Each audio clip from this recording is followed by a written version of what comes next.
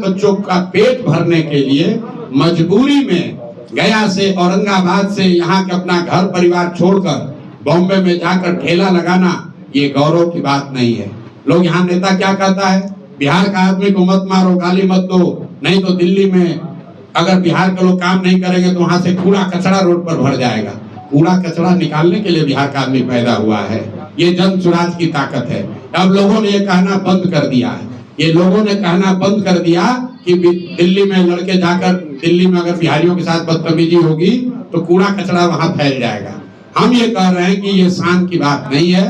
शान की बात तब होती जब बिहार के लड़के बिहार में काम कर रहे होते, हम लोग इतनी सब्जी, इतना फल यहाँ उगा रहे होते, इतना लीची आम उगा रहे होते कि बताते कि अगर बिहारी कह के गाली दोगे तो यहाँ से भेजना बंद कर देंगे, दिल्ली में तुम्हारा खाना रुक जाएगा। हम लोग ये चाहते हैं। मोदी जी भी आए, उन्होंने कहा कि वंदे भारत ट्रेन एक खुलेगा, सहरसा को उन्होंने कह दिया सहरा। चलिए वो तो मिस्टेक हो गया, टेलीप्रिंटर का होगा। आप बात समझिए कितना बड़ा फर्क है जो जन स्वराज कह रहा है, जो अभी तक लोग कहते आए। मोदी जी ने मधुबनी में कहा कि सहरसा से एक नई आधुनिक ट्रेन दी जाएगी जिससे श्रमिक परिवार के बच्चे गुजरात और महाराष्ट्र में जाएंगे, उनको जाने में सुविधा होगी। पत्रकारों ने लिखा, आप लोग भी यूट्यूब पर चलाए, मोदी ने 4 ट्रेन का गिफ्ट दिया। नेता लोग कह रहे, देखिए मोदी जी आकर कितना बड़ा काम किए हैं। पहला व्यक्ति है प्रशांत किशोर, हम विरोध करते हैं, हमें ऐसी ट्रेन नहीं चाहिए। ऐसी ट्रेन नहीं चाहिए जिसमें बिहार के बच्चे जानवरों की तरह मजदूर बनकर गुजरात जाएं, महाराष्ट्र जाएं काम करने।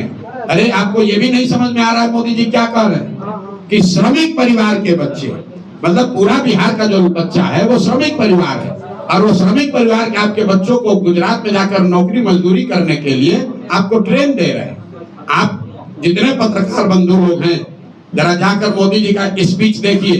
अगर मोदी जी में दम है तो यही बात जाके गुजरात में कह दें कि गुजरात में एक नई ट्रेन चलेगी जिस पर गुजरात के श्रमिक परिवार के लोग महाराष्ट्र, तमिलनाडु में, दिल्ली में जाएंगे काम करने।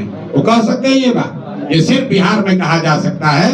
और बिहार के लोग इतना, हम लोग की चेतना मर गई है कि हम लोग इसको विकास मान रहे हैं, हम लोग इस पर ताली बजा रहे हैं। भैया ट्रेन चाहिए, लेकिन वैसी ट्रेन चाहिए जिसमें हम लोग यहाँ से बिजनेस व्यापार करें। वैसी ट्रेन चाहिए जहाँ से चीनी, सीमेंट, छड़ यहाँ से बनाकर भेजा जाए। वो ट्रेन बिहार के लोगों को नहीं चाहिए जिस पर हम लोग के बच्चे मजदूर बनकर गुजरात और महाराष्ट्र के फैक्ट्रियों में जाकर अपनी जवानी बर्बाद करें। ये फर्क है जन स्वराज का और दूसरे दल का। सर पेपर लीक पे छात्र लोग परेशान है कि सरकार किसी का रहता है, पेपर लीक हो जाता है, तो आप किस पे? पेपर लीक खबर आप चलाते हैं, पेपर लीक होता है तो भैया खबर तो यहाँ तब है जब पेपर लीक न हो। पिछले 4-5 साल में कौन सा ऐसा परीक्षा हुआ है जिसमें पेपर लीक नहीं हुआ है? और पेपर लीक के मामले में अगर किसी एक दल ने, एक नेता ने मेहनत करके काम किया है, हम 16 दिन आमरण अनशन पर बैठे थे, आपको भी पता है, खाली बयान नहीं देते, 16 दिन तक बैठे रहे। जन स्वराज ने अपने खर्चे पर हाई कोर्ट में छात्रों के बिहाफ में पूरा केस लड़ा। अब न्याय अगर नहीं मिला, हम लोग तो अपनी ओर से कोशिश कर सकते हैं। अब जनता को तय करना है कि पेपर लीक करने वाले सरकार को आप वोट देते हैं कि आप पेपर लीक को रोकने वाले, लड़ने वाले लोगों के साथ होते हैं। जो लोग पेपर लीक कर रहे हैं, पिछले 5-7 वर्षों में जिन लोगों का भी नाम आया है, उन पर क्या कार्रवाई हुई है?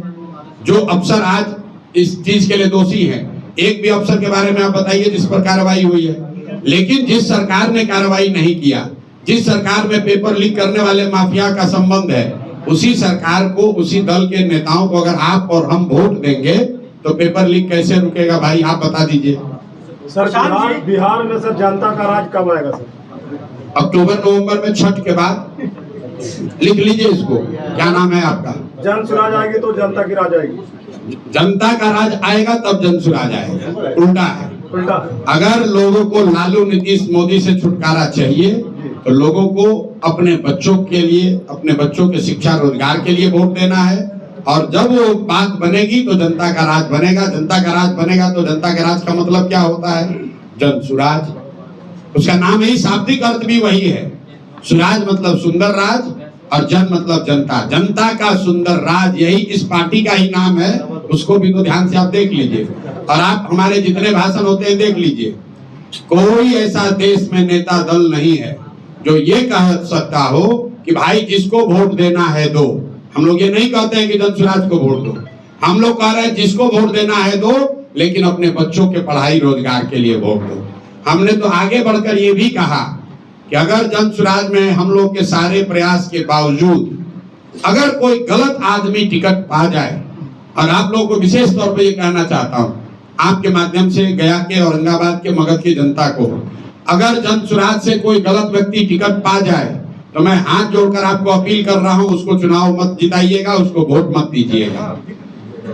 अगर हम लोग जो कैंडिडेट देंगे अगर उससे बेहतर किसी दूसरे दल का चरित्र के हिसाब से, प्रयास के हिसाब से, अगर ईमानदारी के हिसाब से उससे बेहतर कोई आदमी दिखे, उस दल को वोट दीजिए। जनसुराज का जीतना जरूरी नहीं है, बिहार का जीतना जरूरी है।